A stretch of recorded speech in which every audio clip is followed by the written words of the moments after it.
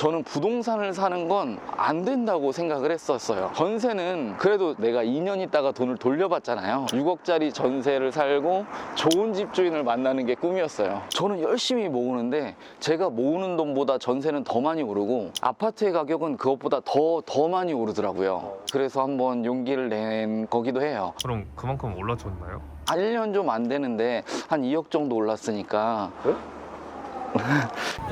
안녕하세요. 지금 토요일 아침 10시인데 어디 가고 계세요? PD님이랑 작가님 모셨는데 제가 빵이라도 간단하게 대접하고 싶어서 가보려고 합니다. 원래는 제가 내 수준에서는 그냥 평생 전세 살아야 되는가 보다 이렇게 살다가 배우면서 신축은 아니지만 서울 연식 좋은 30평대 아파트로 이사를 할 수 있었거든요. 제가 이제 40대 초반인데 30대 초반이나 동년배나 선배님들께서도 과거에 저처럼 전세만 그냥 살아야 되겠다, 아니면 평생 내 집을 가질 수 있을까? 집 한 칸 있겠나? 라고 고민하시는 분들에게 응원과 용기 드리고 싶어서 출연하게 됐습니다. 아, 부끄럽습니다. 아파트 사셨다고 하셨는데 네네. 그럼 이 근처에 있는 건가요? 네, 맞아요. 저쪽 건너편에 있어요. 작년 2월 정도 계약해서 대출은 한 4억 정도? 40년 상환으로 했고 원리금 상환이 한 150만 원 정도? 40대라고 하셨는데 40년 대출 그거 괜찮은가요?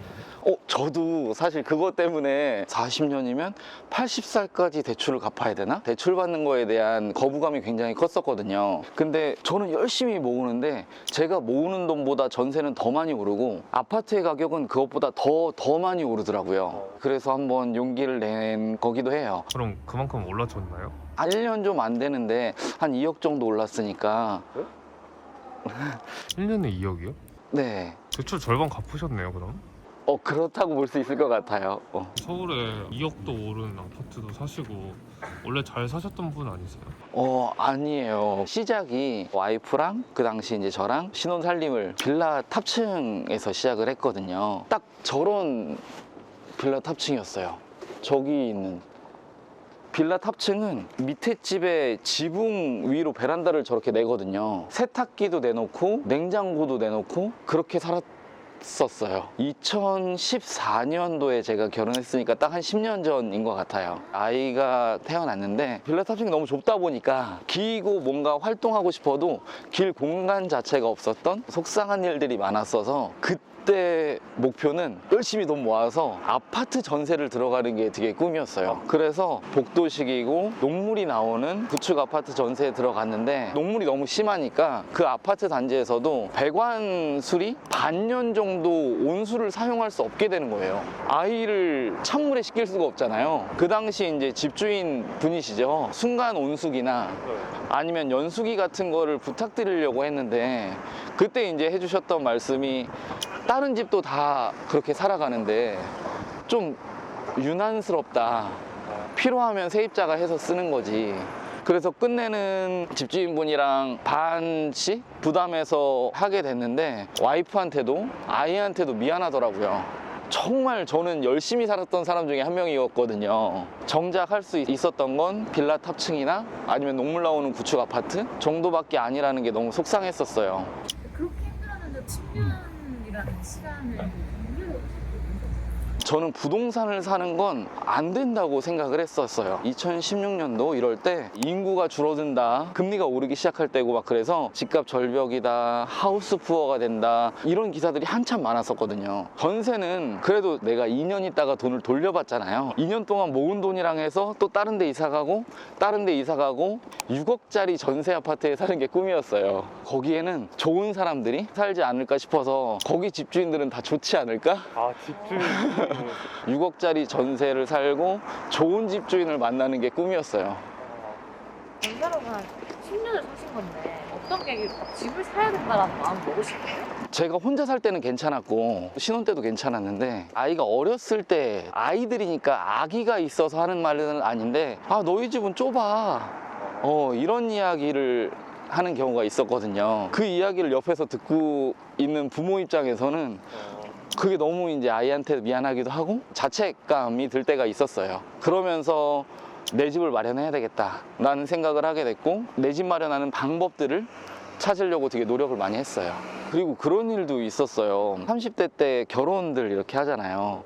그때 제가 너무너무 부러워했던 동기가 있는데 마포의 신축 아파트에 전세로 시작했거든요. 결혼하는 친구들 모여서 얘기할 때 보면 쟤 어디 산다더라 이런 게 너무 부러웠었거든요. 근데 전세가가 많이 오르다 보니까 마포에 사시다가 영등포 전세로 광명 그리고 이제 경기도 외곽으로 가시게 되는, 저 같은 경우에는 어떻게 보면 좋지 않게 시작했다고 생각하거든요. 그랬는데 이제 지금 상황을 보면 뭐 그 동기분이나 친구분들이 뭐 잘했다 잘못했다가 아니라, 제가 뭐 잘했다 잘못했다가 아니라 30대의 선택들이 지금 이제 40대에 와서는 차이를 보이게 되는, 제가 30대 때는 세상 탓을 하고 부모님 탓을 하고 나는 이렇게 열심히 사는데 이렇게밖에 못 사나?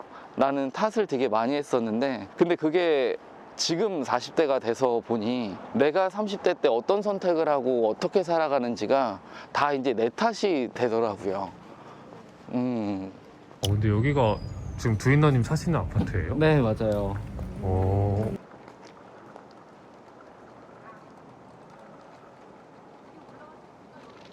안녕하세요.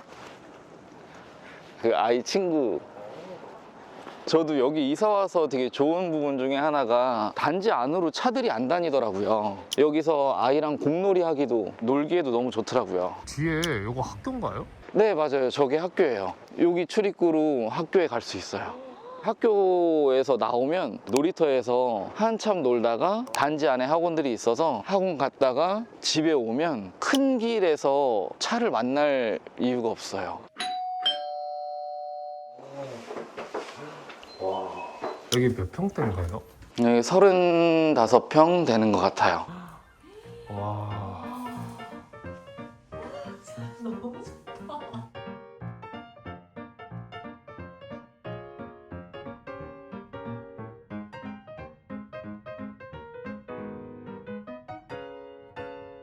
여기 위치가 어디예요? 서대문구에 있어요. 저희는 맞벌이 부부거든요. 광화문으로 출퇴근을 하는데 가까운 집들을 찾던 중에 여기 근처를 선택하게 된 것 같아요. 광화문까지 얼마나 걸려요?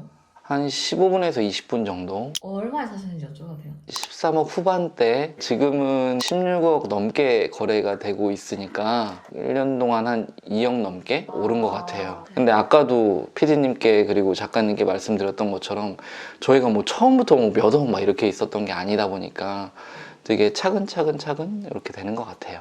집을 사고 싶어서 서점에 가서 경제 경영 책도 읽고 다 읽었는데 경제가 어떻더라, 부동산이 오를 거다 떨어질 거다 이런 얘기는 되게 많은데, 그래서 어떻게 집을 사야 되는지에 대한 부분이 잘 없었거든요. 그때 이제 너나이님의 영상을 접하게 됐어요. 구해줘월부 영상이었는데 사연을 보내면 그 사연자분의 상황에 맞는 지역, 대출 정도 규모, 어느 정도 금액대가 괜찮을지, 어떻게 보유하면 될지 까지도 이야기해 주시더라고요. 의심이 되게 많은 사람 중에 한 명이어서 되게 진심을 담아서 하긴 하는데, 이게 진짜 이렇게 되는 건가? 그렇게 좋으면 가족들이 다 부자가 될 텐데 사기꾼이거나 이렇지 않을까? 그랬는데 내가 이 강의 하나 듣는다고 내가 갑자기 뭐 내 생계에 위협이 생기는 것도 아니고, 그때 유튜브에서 해주셨던 얘기 중에 하나가 진짜 열심히 해서 부동산 찾아보고 공부를 했는데 그래도 모르겠다고 하면 찾아오라고. 그래서 속는 셈 치고라도 내가 한번 들어보고 해서 안 되면 이 형 찾아간다. 이게 진짜 나한테 도움이 되는지 안 되는지 한번 보자 라는 생각으로 봤었던 것 같아요. 근데 그게 저한테 이렇게 큰 도움이 되고 저한테 이런 결과를 줄 수 있을 거라고 생각을 못 했어요. 사실 좋은 집을 사고 싶다, 그리고 오르는 집을 사고 싶다 까지만 생각을 했는데, 그걸 어떻게 하면 될지를 7단계로 설명을 해주세요. 내 상황에서 어느 정도까지 대출을 받을 수 있는지 뭐 예산을 확인한다거나, 어느 지역에 가서 단지를 어떻게 보면 좋을지, 매물을 어떻게 보면 좋을지, 계약을 어떻게 하면 좋을지 등등, 정말 처음부터 인테리어에서 실제 입주하는 것까지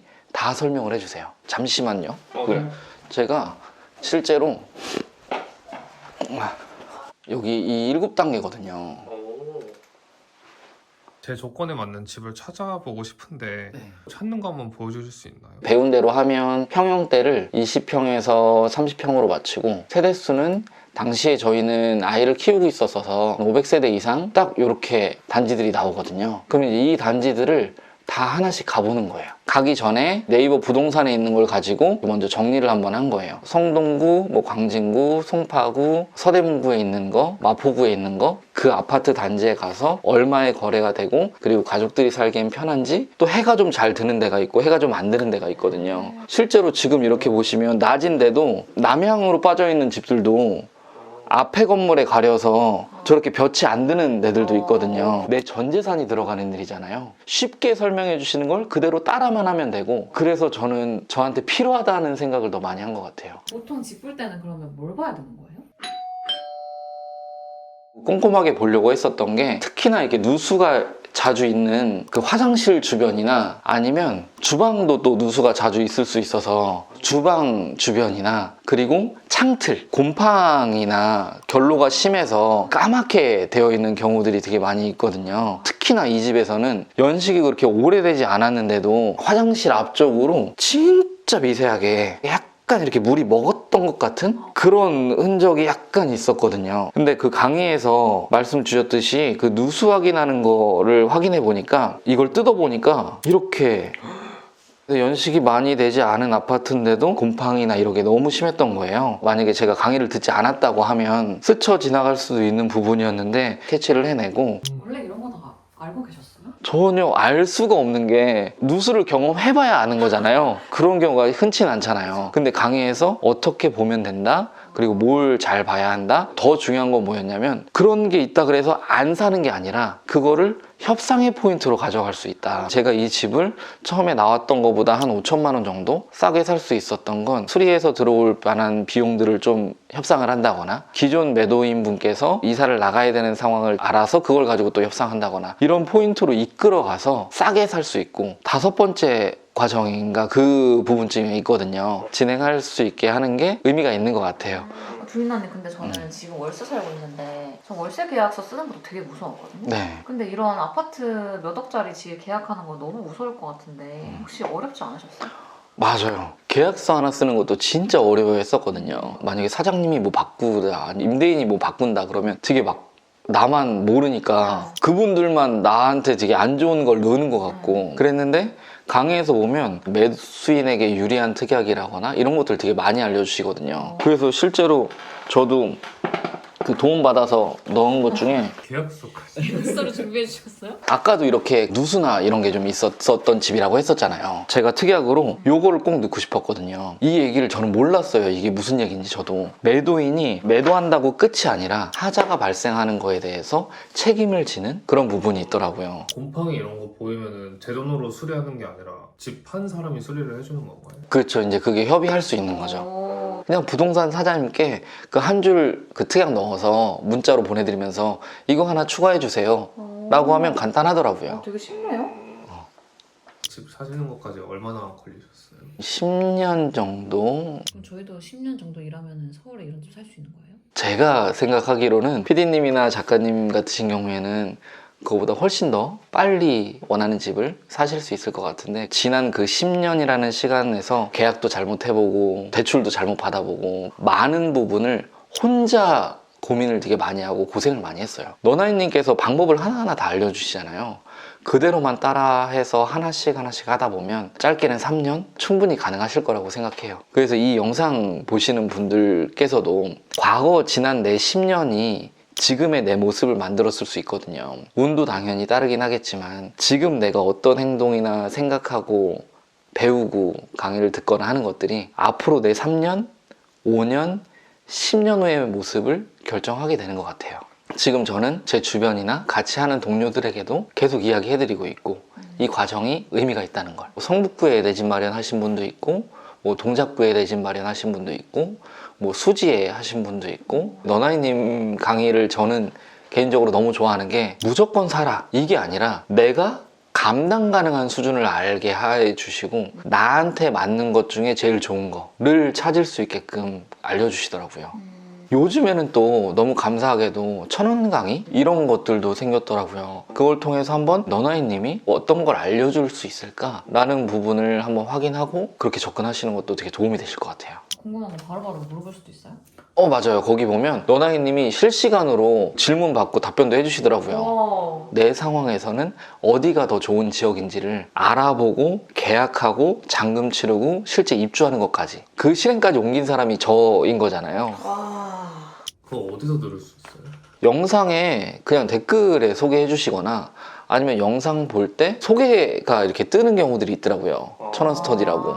그때 놓치지 않고 잘 신청을 해야 되더라고요. 이게 1000원으로 내 인생이 바뀔까? 강의 하나로 내 인생이 바뀔까? 쉽지 않잖아요. 왜냐면 지난 3, 40년 동안 내가 그렇게 노력하면서 살았는데 그런데도 내 인생이 이 모양인 상황이라고 생각할 때가 많잖아요. 근데 그걸 1000원으로 내 인생이 바뀔지 강의 하나로 내 인생이 바뀔지 스스로한테 확신이 없을 때도 있는 것 같아요. 근데 이제 그렇다고 하면 1000원이라도 써서 바꿔보고 강의 하나라도 들어서 바뀌어보고 하는 노력이 되게 필요하지 않나?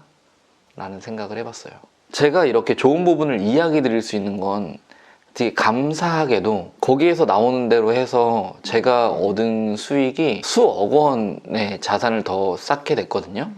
그러다 보니까 제가 좋은 부분을 자꾸 이야기해 드릴 수 있는 건데 좋지 않은 부분도 시간도 많이 들어가고 저도 집을 보러 다녀야 되니까 에너지도 많이 들고 근데 그게 제가 원하는 걸 이루기 위한 당연하다는 생각이 나중에 든 것 같아요. 과정에서는 힘들었어요. 근데 진짜 꼼꼼히 알아보시고 이제 집을 사셨는데 사실 전세로 살 때랑 지금 이제 집을 사셔서 사는 거랑 집에서 사는 건 똑같잖아요. 네. 크게 다른 점이 있을까요? 뭐 집을 샀다 그래서 막 더 행복하고 뭐 집이 없었다 그래서 불행하고 이런 건 아니라고 생각하긴 하거든요. 왜냐면 기존에 빌라 탑층에 살 때도 행복했어요. 저희는 추우면 둘이 그냥 손 잡고 있고 뭐 이렇게 따뜻하게 있고 그 안에서 아이랑 같이 꽁냥꽁냥 사는 게 행복했거든요. 근데 저희 아이가 놀다가 우리 집에 가서 놀을래? 그때 부모로서 피해의식일 수도 있죠. 벌써 그게 조마조마하고 그랬었던 게 있거든요. 왜냐하면 좀 우리 집이 좀 좁거나 그러면 우리 아이가 상처받지 않을까? 라는 생각도 했거든요. 그랬는데 아이들이랑 놀다가 우리 집에 가서 놀을래? 라고 했을 때도 고맙고 행복하고 그런 것들이 생기더라고요. 내 집을 가졌다 그래서 뭐 더 막 행복하고 이렇다기보다는 항상 행복하긴 한데 내 집을 가지니까 가족에게서 느끼는 그 안정감이나 행복이라는 게 참 크게 느껴졌던 것 같아요. 그러다 보니까 집을 보러 다니고 부동산을 다니고 퇴근하면서 또 집을 보고 점심시간에 잠깐 집을 보고 했었던 그 노력들보다 훨씬 큰 행복으로 저한테 다시 돌아온 것 같아요. 지금은 되게 그냥 감사한 마음으로 살게 된 것 같아요. 목표로, 꿈으로 가지고 있는 건 되게 선택의 자유를 가진 사람이 되고 싶어요. 제일 가깝게 두고 있는 꿈은 배우자에게 일을 할지 아니면 퇴직을 할지 선택할 수 있게끔 하는 게 그렇게 된 게 소중한 사람이고 예쁘고 저를 많이 위해주는 사람인데 처음에 이제 신혼집을 구하면서 빌라 탑층을 딱 보고 그날 이제 계약하기로 하고 그리고 이제 차로 딱 돌아왔는데 그날이 우연치 않게 발렌타인데이였어요. 근데 와이프가 뭐 준비한 뭐 이렇게 선물이랑 초콜릿이랑 이렇게 주는데 제가 그 당시에는 되게 고마워라고 그냥 얘기했지만 속으로 엄청 진짜 속상하고 눈물도 나고 이를 악물었던 부분이 있거든요. 나를 이렇게 믿고 사랑해주고 같이 시작하는 이 배우자에게 어떻게 해서든지 더 나은 환경으로 갈 수 있었으면 좋겠다 라고 생각했고 그리고 소중한 아들 저희 부부가 선택의 자유까지 가질 수 있었던 과정을 꼭 이야기해주고 싶었어요. 그래서 사실 저는 이 과정 중에 하나가 이 영상이라고 생각한 부분도 있고 그래서 지금 내 상황이 정말 볼품없게 느껴질 수 있거든요. 근데 저도 지극히 평범했던 사람이 엄청난 부자는 아니지만 그래도 서울에 집을 마련할 수 있게끔까지 되더라고요. 근데 그거를 생각을 바꿀 필요가 있더라고요. 저도 만약에 그때 빌라 탑층 살았을 때처럼 계속 나는 그냥 평생 전세로밖에 살 수 없어 라고 생각했으면 그렇게 살았을 것 같은데 근데 그게 아니라 어떻게 할 수 있을까 뭔가 찾아보려고 했었던 게 도움이 됐던 것 같아요. 그냥 평범한 직장인으로서도 노력해서 자기가 원하는 집까지는 충분히 갈 수 있다 라는 거를 꼭 이야기 드리고 싶었고 집값이 또 오르고 있다고 해서 되게 내가 이제 공부하려고 했는데 벌써 다 집값 올리면 나는 기회가 없지 않나? 라고 생각할 수도 있거든요.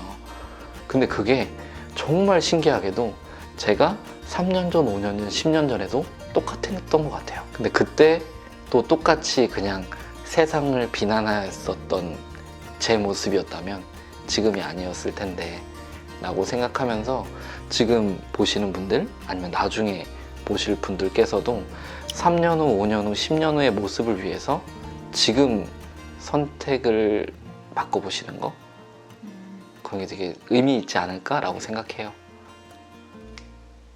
와, 저희 아들 잠깐 뭐 이렇게 뭐 할 수 있어요? 나오고 싶어 하면서. 아들 나오. 와. 아빠 되게 대단한 사람인데 알고 있어요? 우리 아빠요? 네. 좋은 아빠요. 아빠한테 해주고 싶은 말 없어요? 평소에? 사랑해.